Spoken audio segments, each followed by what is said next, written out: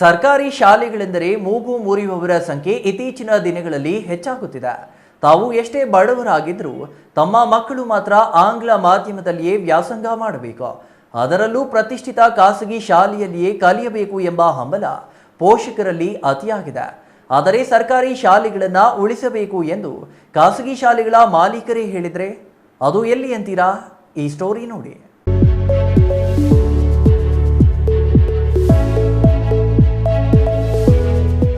ಸಮಾನ ಮನಸ್ಕರ ಪ್ರಕೃತಿ ವೇದಿಕೆಯಿಂದ ಇಂದು ಚಿಕ್ಕಬಳ್ಳಾಪುರ ತಾಲೂಕಿನ ನಂದಿ ಗ್ರಾಮದ ಸರ್ಕಾರಿ ಶಾಲೆಗೆ ಕಂಪ್ಯೂಟರ್ ವಿತರಣಾ ಕಾರ್ಯಕ್ರಮ ಹಮ್ಮಿಕೊಳ್ಳಲಾಗಿತ್ತು. ಈ ಕಾರ್ಯಕ್ರಮಕ್ಕೆ ಸನ್ಮಾನಿತರಾಗಿ ಬಂದ ಕೆವಿ ಶಿಕ್ಷಣ ಸಂಸ್ಥೆಗಳ ಅಧ್ಯಕ್ಷ ಕೆವಿ ನವೀನ್ ಕಿರಣ್ ಸನ್ಮಾನ ಸ್ವೀಕರಿಸಿ ಮಾತನಾಡಿದರು. ಈ ವೇಳೆ ನಂದಿ ಸರ್ಕಾರಿ ಶಾಲೆಯ ಗತ ವೈಭವವನ್ನ ಸ್ಮರಿಸಿ ಖೇದ ವ್ಯಕ್ತಪಡಿಸಿದ್ರು. ಹಿಂದೆ ಸಾವಿರಾರು ಸಂಖ್ಯೆಯಲ್ಲಿ ಮಕ್ಕಳು ವ್ಯಾಸಂಗ ಮಾಡುತ್ತಿದ್ದ ಶಾಲೆ ಇಂದು ಮಕ್ಕಳ ಸಂಖ್ಯೆ ಕುಂಠಿತವಾಗಿರುವುದಕ್ಕೆ ಅವರು ಅಸಮಾಧಾನ ಹೊರಹಾಕಿದ್ರ. ಸರ್ಕಾರಿ ಶಾಲೆಗಳಲ್ಲಿ ಸೌಲಭ್ಯಗಳ ಕೊರತೆಯಿಂದ ಮಕ್ಕಳ ವ್ಯಾಸಂಗಕ್ಕೆ ಹಿನ್ನಡೆಯಾಗುತ್ತದೆ ಎಂಬುದು ಶುದ್ಧ ಸುಳ್ಳು. ಸರ್ಕಾರಿ ಶಾಲೆಗಳಲ್ಲಿಯೂ ಉತ್ತಮ ಶಿಕ್ಷಕರಿದ್ದಾರೆ. ಇಂತಹ ಸ್ವಯಂ ಸೇವಾ ಸಂಸ್ಥೆಗಳಿಂದ ಶಾಲೆಗೆ ಅಗತ್ಯವಿರುವ ಉಪಕರಣಗಳನ್ನು ದೇಣಿಗೆಯಾಗಿ ನೀಡುತ್ತಾರೆ.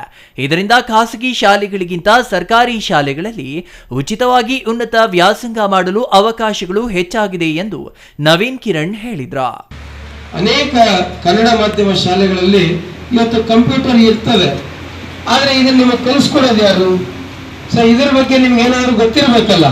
ಇವತ್ತು ಕಂಪ್ಯೂಟರ್ ಅನ್ನೋ ಪಾಪ ನಮ್ಮ ನಾರಾಯಣ ಸೋಮಣ್ಣರವರು, ರಾಮಣ್ಣರವರು, ನಮ್ಮ ಅಭಿರವರು ಎಲ್ಲರೂ ಸೇರಿ ಸೋನೋವಿಷನ್ ಸಂಸ್ಥೆ ಮುಖಾಂತರ ನಿಮಗೆ ಕಂಪ್ಯೂಟರ್ ಏನೋ ತಂದು ಕೊಟ್ಟಿದ್ದಾರೆ. ಅದನ್ನ ಹೇಗೆ ಉಪಯೋಗಿಸ್ತೀರಿ ನೀವು, ಏನು ಉಪಯೋಗಿಸ್ತೀರಿ ನೀವು, ಅದನ್ನ ನಿಮಗೆ ತಿಳಿಸ್ಕೊಡಕ್ಕೆ ಯಾರಾದ್ರೂ ಬೇಕಲ್ಲ, ಯಾರಾದ್ರೂ ಬೇಕು ತಾನೆ.